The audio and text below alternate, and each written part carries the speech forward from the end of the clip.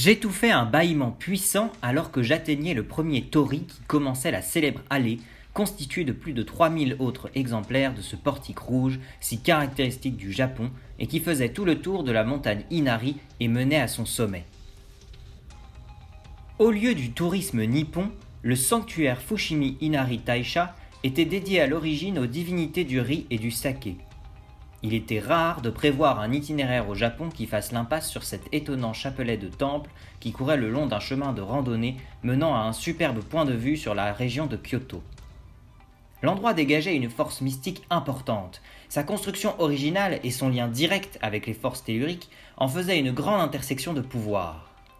Si la majorité des visiteurs l'ignoraient, ils pouvaient néanmoins ressentir l'atmosphère unique qui régnait ici en parcourant le chemin couvert à l'infini de ces arches carmines ornées de kanji.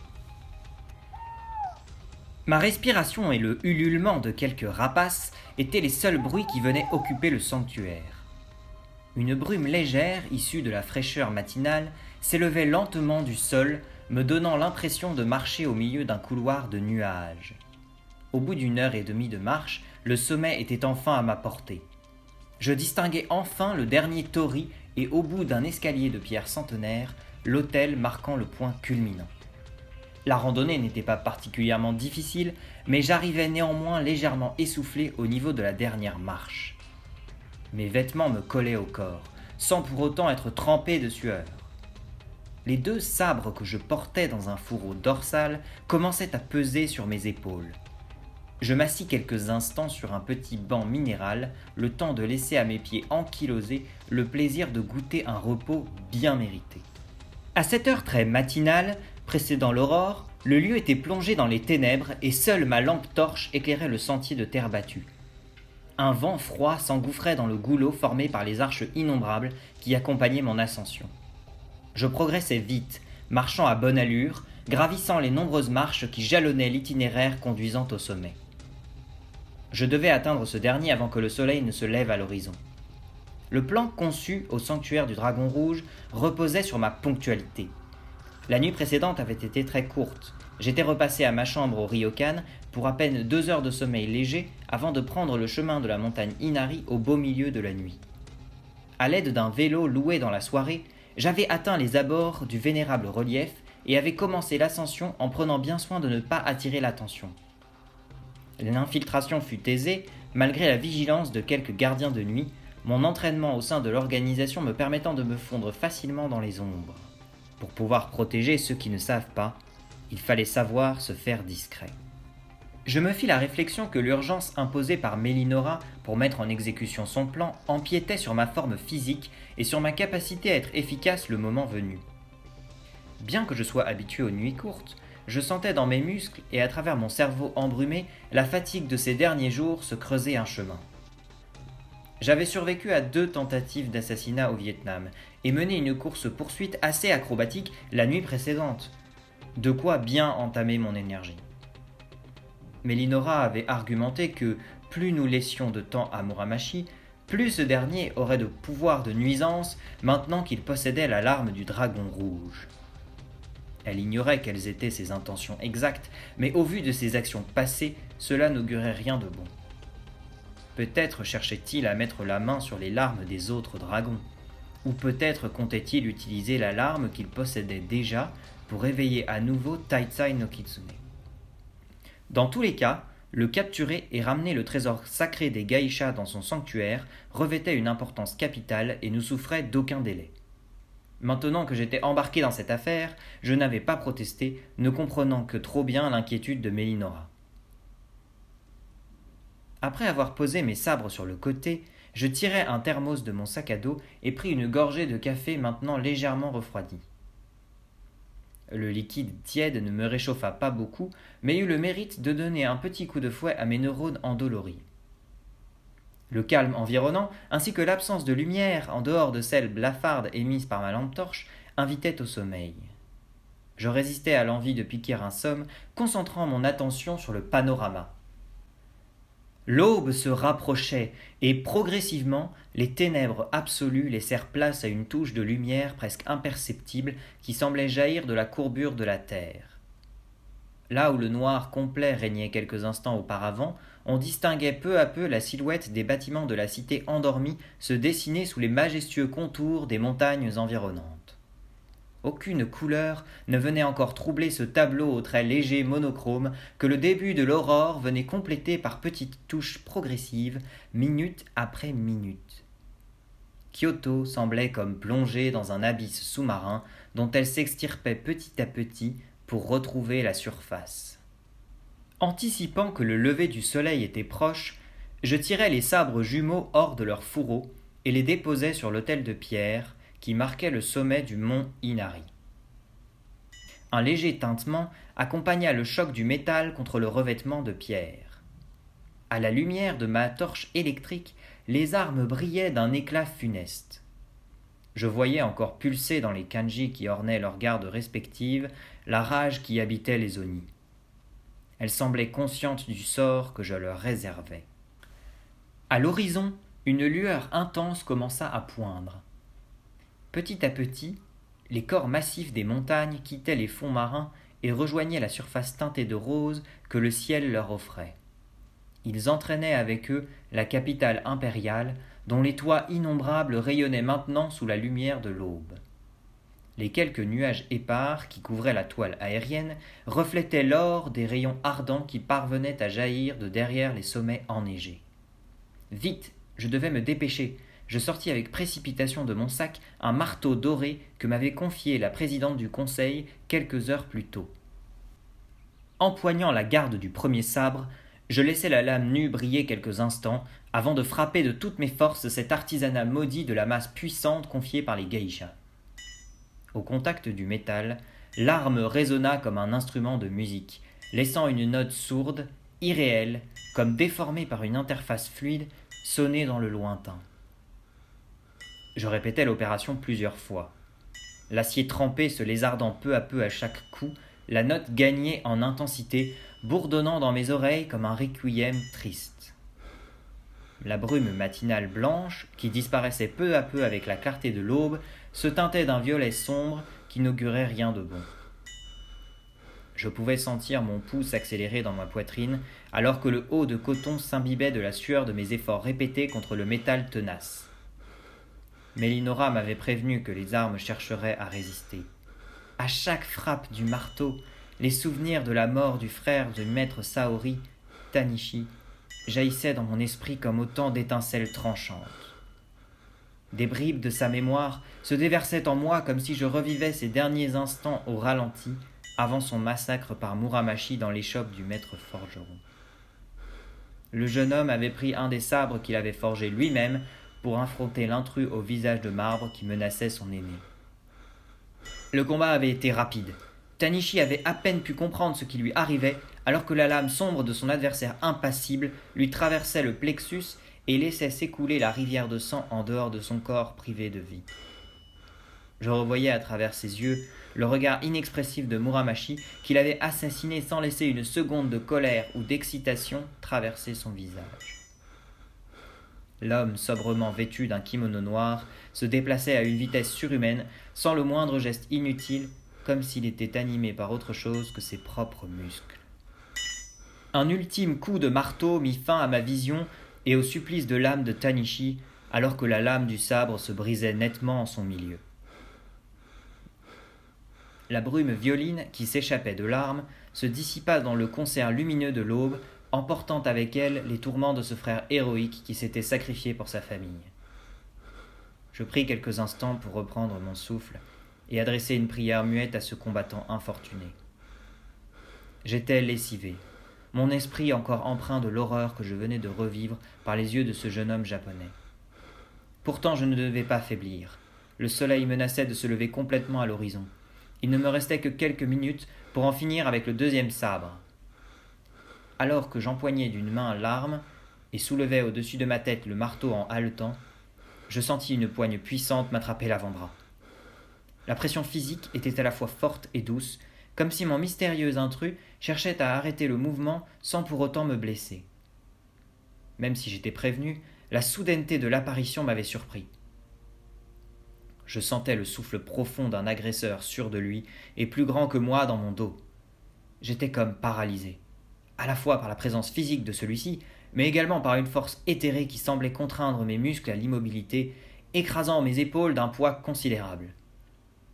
Je m'efforçais de ne pas laisser paraître mon trouble, et en me concentrant sur mon fort intérieur, je parvins d'un geste leste à me libérer de la prise qu'il m'imposait pour lui faire face. Devant moi se tenait Muramashi, indéniablement. Le visage calme qui avait brutalement assassiné Tanishi ne montrait pas plus d'expression que dans ma vision, ses traits fins et glabres ne présentant aucune tension. Pas même la surprise que j'ai pu m'extraire de son étau, comme s'il s'attendait à ce que je sois capable de résister à la force monumentale qu'il dégageait. Du moins sa force spirituelle, car l'homme qui me faisait face était tout en finesse. De près d'1,90 m, l'ancien chercheur d'une cinquantaine d'années laissait flotter son corps maigre dans un kimono ample de couleur sombre, dont les drapements flottaient dans la légère brise qui soufflait sur le sommet de la montagne Inari. Une ceinture de tissu blanche qui lui enserrait la taille laissait paraître son gabarit en apparence fragile. Ses longs cheveux noirs de jais étaient attachés en un chignon élégant retenu par un ruban rouge. Il tenait dans sa main gauche un fourreau de bois laqué d'où dépassait la garde ouvragée d'un long katana. Il me faisait penser à ces estampes japonaises représentant les samouraïs de l'ère Edo. Il me fixait sans un mot, me jaugeant de haut en bas de son regard d'acier inquisiteur. Melinora m'avait prévenu que je risquais de manquer de temps pour détruire les sabres avant que Muramashi ne se déplace sur les lieux, mais je ne m'attendais pas à ce qu'il soit aussi rapide. La pression que j'avais ressentie à son apparition était toujours aussi puissante, comme s'il cherchait à tester mon endurance. Mon corps tout entier se faisait écraser par une masse invisible que je m'efforçais de repousser sans esquisser un mouvement. Je ne devais pas laisser paraître de faiblesse au risque de compromettre tout notre plan. À ma grande surprise, Muramashi cessa rapidement son examen et déposa son sabre sur le sol herbeux où perlait la rosée. La puissante énergie pesant sur moi se dissipa, me laissant un répit plus que bienvenu. Une tension importante, liée à la situation, habitait toujours mon corps, mais j'étais plus libre de mes mouvements. Je devais faire attention à ne pas laisser tomber ma garde, ne sachant pas pour quelle raison il avait interrompu cette épreuve de force. Sans un mot, il s'assit en tailleur sur le gazon sauvage qui faisait face au panorama et m'invita d'un geste à m'installer de même à sa gauche. Intrigué par la familiarité de cette attitude, je choisis de me plier à son jeu. Je réalisai alors que je tenais toujours fermement dans mes mains le sabre Oni ainsi que le marteau que m'avait confié Melinora. Je m'étais agrippé à ces deux armes comme à une bouée de sauvetage durant tout le face-à-face silencieux avec Muramashi, et mes doigts en étaient gourds et moites. Je les déposai doucement sur l'autel auprès des restes brisés du réceptacle maudit de l'âme de Tanishi et m'installai inconfortablement pour observer le point de vue extraordinaire qu'offrait la montagne Inari sur le lever de soleil à Kyoto. Si le spectacle naturel était exceptionnel, j'avais du mal à m'en imprégner, concentré comme j'étais sur Muramashi. Ce dernier dégageait une aura de prédateur, distillant dans mes cellules une peur animale, qui me plongeait instinctivement dans une attitude de proie. Je faisais des efforts surhumains pour maintenir mon flegme en extérieur, mais je bouillonnais intérieurement d'émotions contradictoires. Il s'adressa à moi dans un français impeccable. « Savais-tu que cette cité a été fondée il y a plus de 1000 ans selon les principes de la géomancie pour résister aux catastrophes naturelles qui s'abattaient sur le Japon ? Nous sommes ici bien plus à l'abri des typhons et des tremblements de terre qui harcèlent le Japon depuis que les hommes savent écrire. » Je n'osais pas vraiment répondre, ne sachant que faire de l'information qu'il me donnait comme à un ami. Il poursuivit sans un regard pour moi, comme s'il parlait au soleil qui jaillissait à l'horizon. Du moins c'est la version qu'en retiennent les livres d'histoire. Nous savons tous les deux ce qui a poussé la famille impériale à venir fonder ici leur capitale. Les gardiennes de la Larme Rouge ont bien travaillé. Elles sont fières d'elles. Je crus voir l'ombre d'un rictus traverser les lèvres charnues de Muramashi avant qu'il n'enchaîne. Aujourd'hui encore, elles cherchent à maintenir leur ordre, emprisonnées comme toi par les croyances millénaires de leurs ancêtres. Le soleil se lève à l'est et se couche à l'ouest, et il en ira toujours ainsi. Alors, appliquons toujours les mêmes principes aux mêmes problèmes, J'ai voulu leur ouvrir les yeux, mais elles ne m'ont pas écouté. Elles ont fait la sourde oreille. Et voilà qu'elles t'envoient, toi, qui ne sais rien, faire leur sale besogne. Il s'interrompit un instant, puis, comme pris d'une inspiration soudaine, déclama le haïku suivant en japonais, à la face de l'horizon. À l'aube des temps, au gré des vents, souffle imperceptible, harmonie. Vois-tu, le monde tel que nous le connaissons va sur son déclin. Nous avons sacrifié ce que cette nature magnifique nous offrait chaque jour pour les plaisirs éphémères des biens matériels. Demain, il y aura sur cette terre plus de 10 milliards d'êtres humains grouillants, avides d'avoir, prêts à tout pour leur propre confort, même si cela signifie détruire tout ce qui fait leur environnement. Il est temps de changer, temps de laisser tomber les vieilles recettes. Nous avons essayé, mais les êtres humains sont trop individualistes. Ils sont incapables de faire taire leur ego pour le bien commun. Il faut tout recommencer depuis zéro et permettre à une nouvelle humanité de faire mieux que ce que notre espèce a fait jusqu'ici. J'ai cherché quelqu'un capable de comprendre l'importance de ce que je cherche à construire et qui ait les épaules de suivre mon projet. Le destin ne laisse rien au hasard. Je crois que notre rencontre était inéluctable. Tu as prouvé ta force en triomphant des Oni et ton courage en venant me défier jusqu'ici. Le nouveau monde a besoin de personnes dotées de ces qualités. Tu aurais la chance d'en faire partie si tu le souhaitais. Il laissa cette dernière phrase planer dans les airs, comme pour que je la hume et que je me laisse emporter par le parfum doucereux de cette proposition. Muramaki impliquait ici qu'il avait déjà les moyens de mener à bien son projet quel qu'il soit. Il ne semblait même pas me reprocher d'avoir détruit un des sabres, reconnaissant cela comme une preuve de courage de ma part. Son argumentation écologiste ne me convainquait pas le moins du monde. Il était évident que les êtres humains étaient avides et peu soucieux des conséquences de leurs actions, ce qui pouvait avoir une influence désastreuse sur leur environnement. Pourtant, son idée de recommencer avec une nouvelle humanité et la réaction farouche des geishas qu'il évoquait laissaient entendre que sa vision était suffisamment brutale pour éveiller mes soupçons. Cependant, tout cela n'expliquait toujours pas les actions de Muramaki jusqu'ici, ni pourquoi il m'avait épargné lors de l'assassinat de Maître Saori. Il me fallait en avoir le cœur net. C'est pour cela que... Je fus coupé dans ma question par un geste rapide de Muramaki dans ma direction. Je croyais qu'il cherchait à m'interrompre jusqu'à ce que je distingue, fiché entre son index et son majeur, un kunai, un couteau de lancer en acier sombre. Il avait arrêté à main nue l'arme lancée à pleine vitesse dans son dos. Il se leva calmement, sans laisser paraître la moindre trace de colère. Il laissa tomber le kunai qui tinta tristement en touchant le sol. Pas une goutte de sang ne tombait de sa main blessée.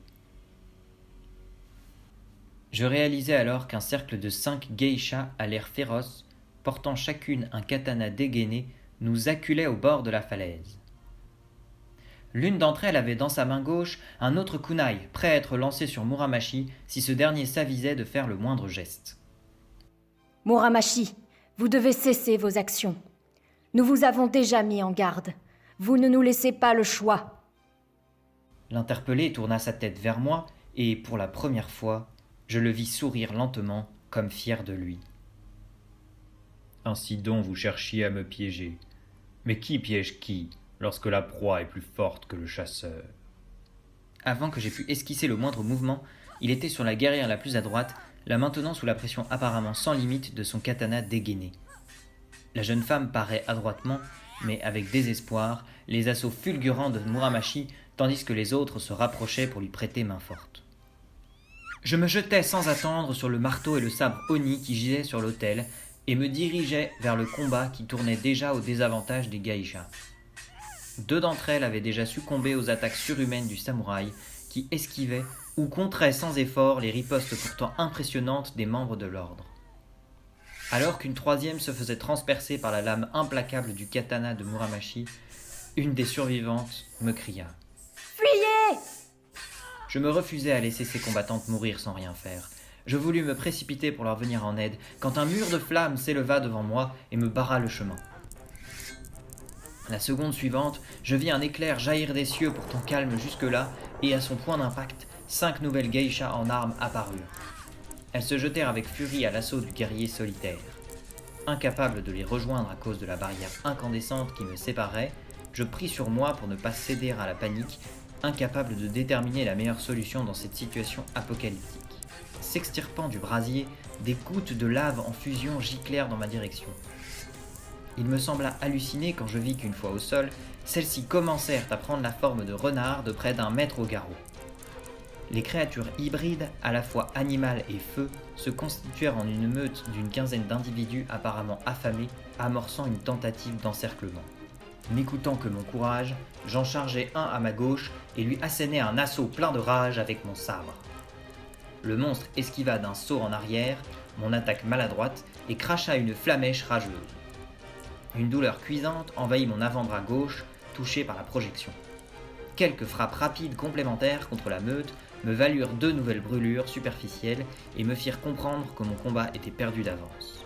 De nouvelles créatures à l'aspect de goupil et à l'insatiabilité d'un brasier venaient grossir les rangs de mes adversaires et m'obligeaient à reculer dans les escaliers. J'esquivai un coup de croc féroce et pris la fuite, dévalant la pente à toute vitesse. Derrière moi, la meute incandescente s'engouffrait dans le couloir de Tori à la manière d'un torrent furieux. Je ne sais combien de temps dura ma retraite désespérée au sein du sanctuaire. Je n'osais pas me tourner une seule seconde, de peur de voir le flot de feu me rattraper. Je ne sais par quel miracle, mes jambes fatiguées purent me soutenir jusqu'en bas de la montagne. Le chemin couvert de portiques rouges défilait devant mes yeux comme une image stroboscopique se répétant à l'infini. Malgré le fait que tout mon corps soit tendu pour ma survie, mon esprit était envahi par la culpabilité de laisser les geishas combattre Muramashi sans pouvoir leur venir en aide. C'est le cœur lourd et à bout de souffle que je traversais le dernier tori du chemin. Contre toute attente, j'entendis le crépitement ininterrompu qui avait accompagné ma fuite se taire à l'instant où je passais le seuil de la montagne sacrée. Je me retournai lentement pour voir l'entrée du sanctuaire et le sentier menant vers le sommet intact, comme si j'avais rêvé la meute de renards incandescents dévorant l'allée mythique du Fushimi Inari Taisha.